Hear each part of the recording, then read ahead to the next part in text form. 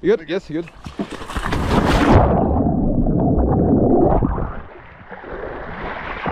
Usually when I'm competing and doing these adventures that I love, it's very easy to make something afterwards, like a picture or some small videos where I talk about it.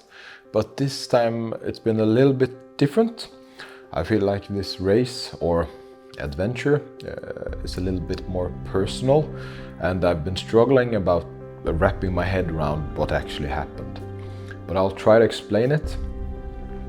So me and Ruben is doing swim runs together. It's a team sport. We're competing in the World Championship in September, and he had this idea of doing a training, a little harder training, before Rubman, which is sort of like a huge, cool swim run that happens in Norway in July. So he had this course put out, and of course I wanted to join.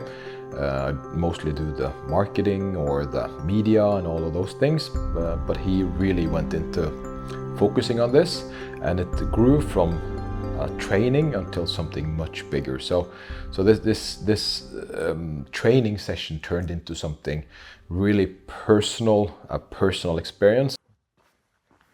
What's the matter with you? Pushing too many pencils, eh? That involved a lot of people. And while Ruben has been talking about this and gotten help, people have added on. So there's been more and more people that wanted to join. So we ended up being about 8 persons and a lot of people in boats that stood for our safety. So I want to explain a little bit about what makes this experience a little bit different for me. It started in Ruben's garden, basically in the morning at about 7 on this Sunday. Beautiful morning, just some little drops of rain and 15 degrees. So a perfect swim run weather, basically. There, are you ready, Ievgen? Do you speak English? Yes, I speak English. I Yes. do. You are in London your... is the capital of Great Britain. Are you in your swimming gear? Yeah, it's very important to have Crocs. Crocs. You have the sports mode. Sports mode. Yes. Then, see, there's. It have to be long socks. Oh, very long socks. Yes, very good, very good. You're ready. Yes. Ievgen and Emil was there, so we took on our suits and started doing this gearing up for a long day. Ja, det er god tid, så får vi skifte flasker og sjokolade og litt sånn. Ja, og det er fint, vi får trekke det godt, da ser vi jo nedover. This swim run was supposed to be around 40 kilometers with 5 or 6 kilometer swimming, and most of the swim is on the back end of the course, but a huge fjord crossing in the beginning. So we got the gear on, we made some jokes. Oi, au! Det er ikke rettferdig. Det er urettferdig fordi Ruben skal komme litt fortere enn jeg. Ja. Jeg har begynt senere. Ja, stemmer. Nei, ikke senere, men tidligere. Let's talk in English because it's going to be an English movie. English movie. Okay. English, yes. We're doing a full English when the movie's on. When the movie, we're gonna movie.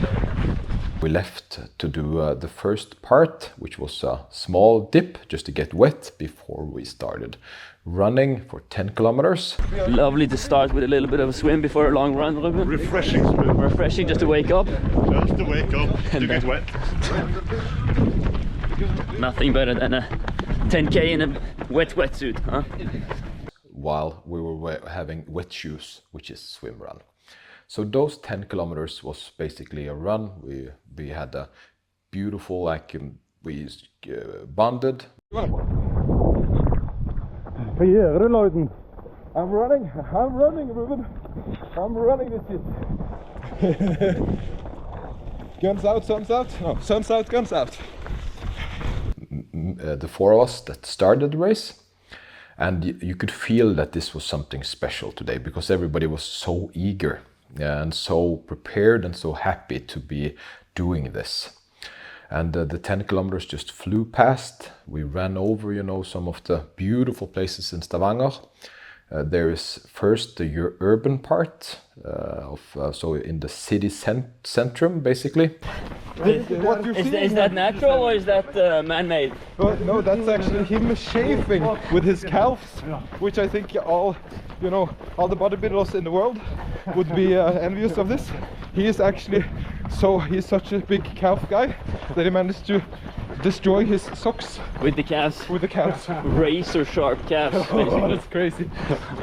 We ran, and then we ran out towards Vaulen, where we were supposed to do this fjord crossing, about 1800 meters over to the other side, and then the mountain trail running part of the swimrun was supposed to start.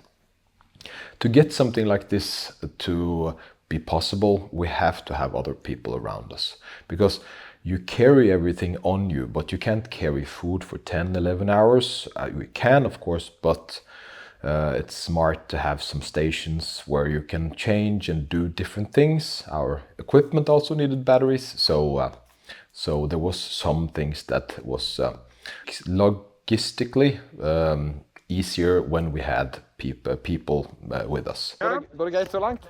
Yeah, it's okay. Skal du spise? Yeah, I found this Found this? bread Found the bread? just on the road. Oh, on the road.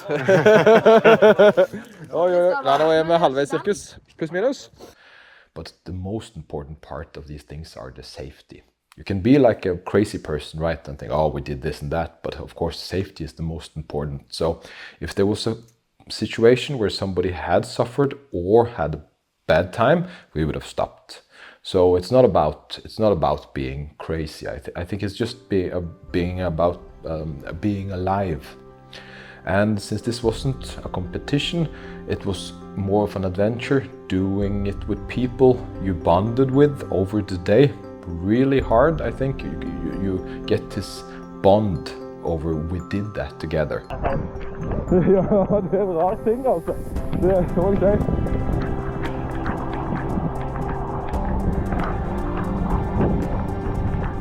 You know, we swam over that place. I'll be talking about that Gansfjorden crossing until I die. Every time we drive past it, I swam past it. My kids will be so tired of it, but it was beautiful and it felt really well while I was doing it, but it wasn't before a couple of days later, when you actually see the mountains we've been running from over and past, that I realized how big this was. We made it. Yes. How was the crossing? It was really, I mean, we got some light in, and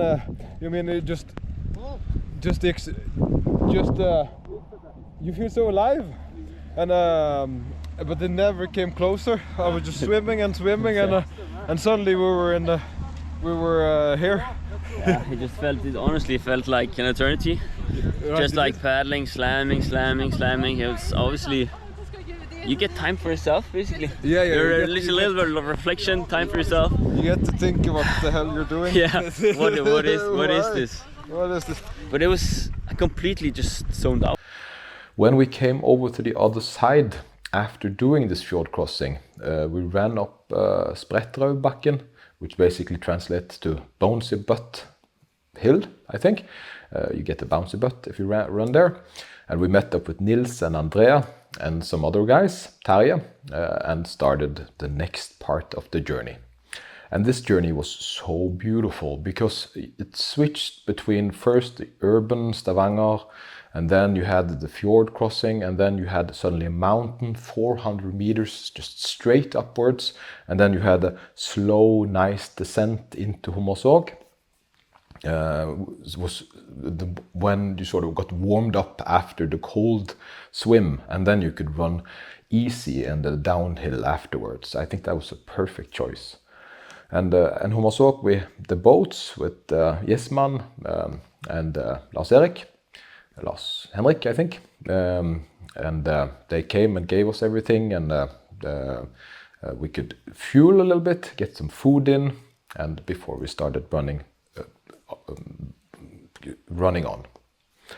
And this, I've never been to these places myself before, so this area was new for me, and you start suddenly realizing how beautiful Stavanger is and the area around it. You go from, you know, from city until you're in farm territory. We ran past cows and sheep, and it switched from asphalt to trail.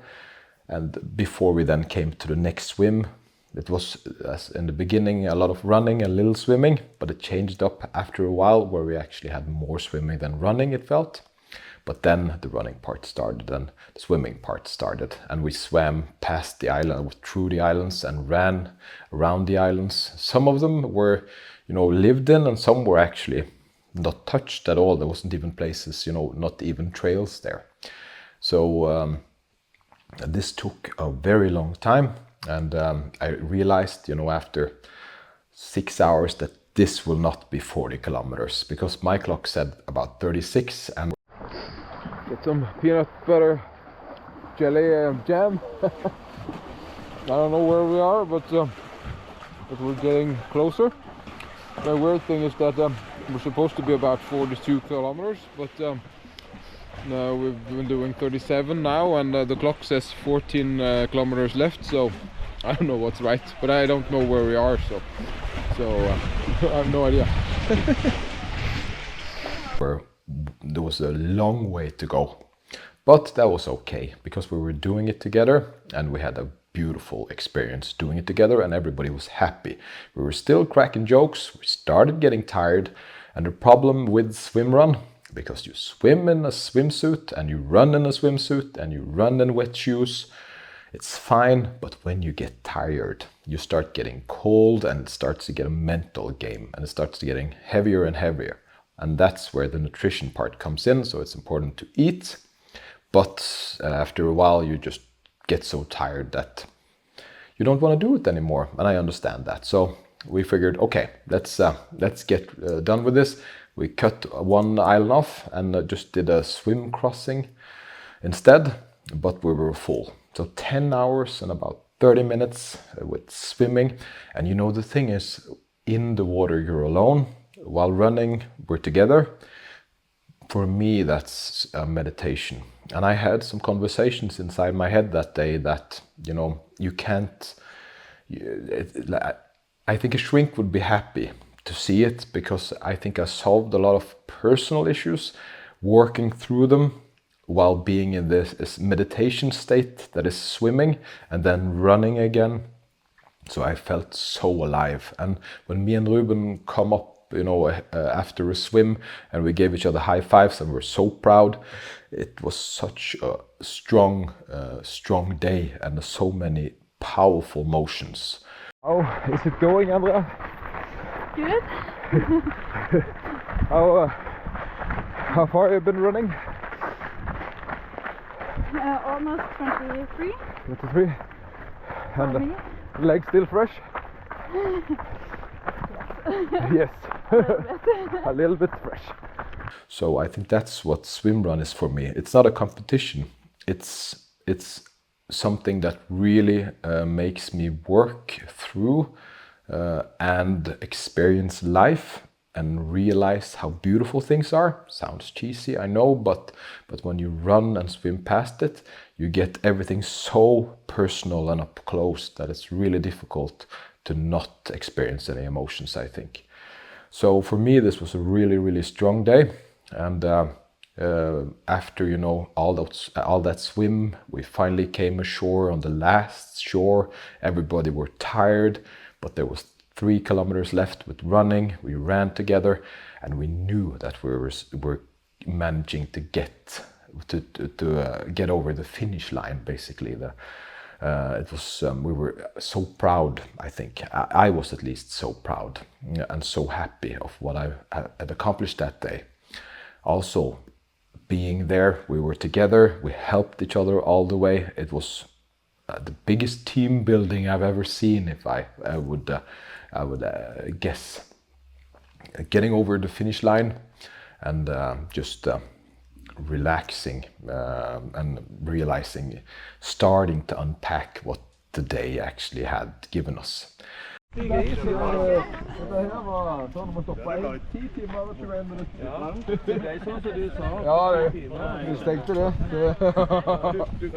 many thanks to all of the people that helped us. You have all of these wonderful people in the boats. Er du klar? Se på her, vet du.